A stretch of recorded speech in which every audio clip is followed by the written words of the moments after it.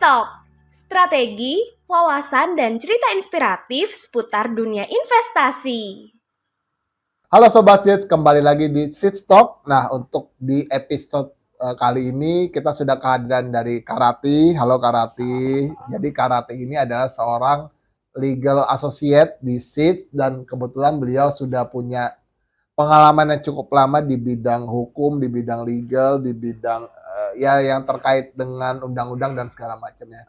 Jadi boleh mungkin dari Karati untuk memperkenalkan diri dulu kepada para Sobat Seeds di sini. Oke, thank you Mas. Jadi halo Sobat Seeds. Jadi aku Rati Delanira sebagai legal associate di Seeds. Untuk topik Seeds Talk kali ini kita kan mengangkat tentang hukum. Jadi sektor atau bidang yang mungkin nggak terlalu familiar bagi banyak orang. Mungkin juga Sobat Seeds di sini nggak terlalu familiar banyak tentang hukum. Makanya kita menghadirkan Karati untuk bisa sedikit memberikan kisi-kisi, memberikan pengetahuan, memberikan insight tentang dunia hukum. Kita mau mulai bertanya nih ke Karati. Sebenarnya kalau di bidang hukum itu kan ada yang namanya haki atau hak atas kekayaan intelektual. Nah, boleh dijelaskan sedikit nggak Karati kepada Sobat Seeds tentang apa sih itu haki, fungsinya apa? Boleh dijelasin sedikit mungkin. Jadi haki itu tuh hak milik kebendaan yang bersifat tidak terwujud gitu Mas, atau intangible. Haki itu tuh sebagai hak perlindungan atas ciptaan kita gitu ya, hak kekayaan intelektual yang ada gitu sesuai dengan peraturan perundang-undangan. Kayak undang-undang hak cipta, paten, desain industri, rahasia dagang gitu-gitu. Jadi memang bisa dibilang seperti kekuatan hukum. Benar, yang bisa perlindungan mengikat terhadap suatu karya atau suatu kreativitas seseorang gitu ya. Benar-benar. Jadi Karate perlindungan hukum atas karya yang kita miliki gitu. Oh, oke. Nah, kalau begitu sebenarnya untuk haki itu sendiri ada jenis-jenisnya nggak sih sebenarnya? Ada banyak ya, ada beberapa hak cipta, paten, rahasia dagang, merek, desain industri, sama indikasi geografis. Oke.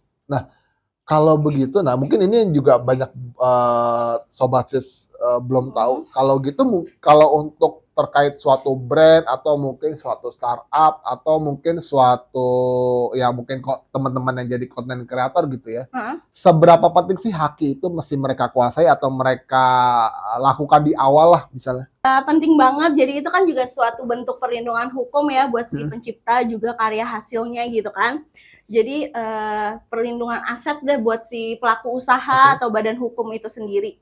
Kalau begitu, Karati, untuk seseorang atau misalnya suatu perusahaan atau suatu startup itu, misalnya dia sudah punya haki nih, punya kekuatan hukum yang kuat nih misalnya, ada rentang waktunya nggak itu bisa expired atau ada luar? Ada itu macam-macam kayak hak cipta itu aja.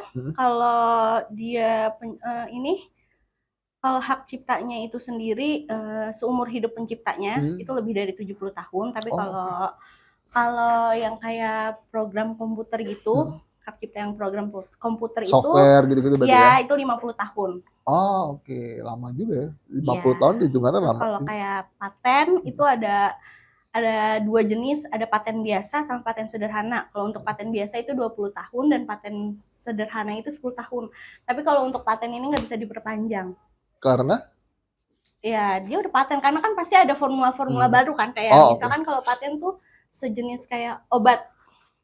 Obat kan ada yang paten, ada generik kan. Oh yes. Ya, kalau generik tuh biasanya murah karena yang nggak dipatenin. Oh oke. Formula-formulanya. Jadi kenapa yang paten itu lebih mahal ya karena formula dari racikan obatnya itu udah dipatenin sama yang penciptanya itu. Oke. Nah, tapi mungkin ini agak menarik ya di Indonesia. Kayak misalnya kita contoh ambil mungkin kayak misalnya dari sisi UMKM atau mungkin pedagang-pedagang kecil nih. Kan biasanya mereka kan dagang hanya untuk mereka biaya hidup, kehidupan sehari-hari. Nah, kadang juga kan mereka pakai kayak misalnya gambar-gambar artis atau gambar-gambar seni misalnya untuk menjual bisnis mereka, menjual dagangan mereka yang mungkin buat mereka tuh mungkin ya udah gue pakai aja buat naikin nama gue gitu biar ngejreng atau biar eye catching. Itu sebenarnya ada aturannya nggak sih? Diperbolehkan atau enggak? Ada. Itu nggak boleh. Kayak lo pernah nggak Mas beli es teh Oke. Kalau yang di apa tuh? Kalau yang pas tutupnya itu tuh gambar boy band. Oh iya. Ya kan BTS gitu Oh gitu iya tuh. iya iya. Itu nggak Pokemon boleh sebenarnya. gitu doang. Jadi kalau menurut pasal 40 ayat 1 huruf K sama huruf L itu Oke. dalam Undang-Undang Hak Cipta. Jadi kan kalau potret kayak gitu kan, foto-foto kayak gitu kan pasti ada fotografinya ya. Betul. Sedangkan fotografi itu tuh termasuk hak yang dilindungi. Itu hak Oke. cipta kan, cipta karya seseorang gitu. Yes. Jadi kalau misalkan kita pakai itu tanpa izin si fotografinya itu nggak boleh. Oh oke. Kalau adanya pelanggaran hak ini, kalau dalam undang-undang itu diatur di pasal berapa sih sebenarnya? Macam-macam kalau haki ya. Kan tergantung kayak hak cipta itu ada di Undang-Undang Nomor 28 tahun 2014.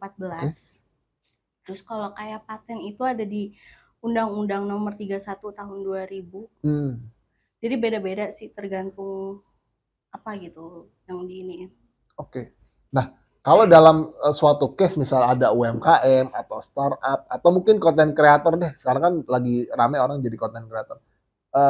Karena ketidaksengajaan misalnya atau karena ketidaktahuan, dia ada pelanggaran nih, misalnya melanggar misalnya desainnya misalnya 50% mirip atau ada kemiripan lah dengan perusahaan atau logo yang udah eksis. Itu sebenarnya dia tetap bisa melanjutkan nggak sih dengan menggunakan logo atau mungkin identitas tersebut? Nah itu balik lagi sih tadi kan yang aku bilang itu tergantung digugatnya apa dan nanti putusan di pengadilan niaganya tuh gimana. Nah biasanya sih kalau yang udah-udah tuh kayak jadinya tuh sengketa merek gitu. Oh oke, berarti masuknya ke pengadilan sengketa ya? Ya. Oke, nah kalau begitu bagaimana sih sebenarnya kalau menurut Kak Ratih nih, suatu brand atau ya tadi UMKM itu dia bisa memastikan bahwa identitas UMKM-nya atau logo yang digunakan itu tidak menyalahi atau tidak melanggar undang-undang ini. Ada nggak sih sebenarnya tips and trick-nya? Biasanya sih kita sebelum melakukan usaha tuh kita daftarin dulu kan. Jadi sebelum kita daftarin tuh biasanya kita ngecek dulu tuh di websitenya. Ada websitenya tuh di website PDKI Strip Indonesia /dgip.go.id. Ada syarat-syarat khusus nggak Kak Ratih untuk pengajuannya? Ada. Jadi tuh ada beberapa juga persyaratannya tuh kayak salah satunya bersifat baru, bersifat inventif, dan bersifat aplikatif. Juga ada syarat-syarat dokumennya tuh seperti surat pengalihan hak gitu-gitu. Terus KTP, terus kalau misalkan kayak badan hukum dia harus ada akta pendirian dan NPWP si badan hukumnya itu. Nah, mungkin begini nih, Kak Ratih, case lainnya adalah bagaimana kalau seseorang atau suatu perusahaan misalnya dia memasukkan nih produk yang sudah ada nih, yang sudah ada di pasaran, misalnya dia masukkan lalu dia olah modifikasi, lalu terjadi misalnya kejadian karena ya dipalsukan menjadi suatu barang berbahaya misalnya. Apakah akan langsung dicabut hakinya atau mungkin ada larangan tertulis dulu atau mungkin seperti himbauan pertama atau apa, ada nggak sih teknisnya? Kalau untuk itunya sih aku kurang tahu ya, kurang paham juga. Tapi setahu aku kalau udah memasukkan kayak gitu sih udah masuk ke tindak pidana ya, kriminal ya kan. Jadi mungkin dari konsumennya ada perlindungan konsumen. Terus juga kalau pencegahannya biasanya bisa juga si hakinya ini ngedaftarin di Bea dan Cukai. Oh oke. Karena masuknya mungkin ke barang berbahaya tadi ya. Benar. Oke. Nah mungkin ini yang terakhir nih pertanyaan untuk Kak Ratih.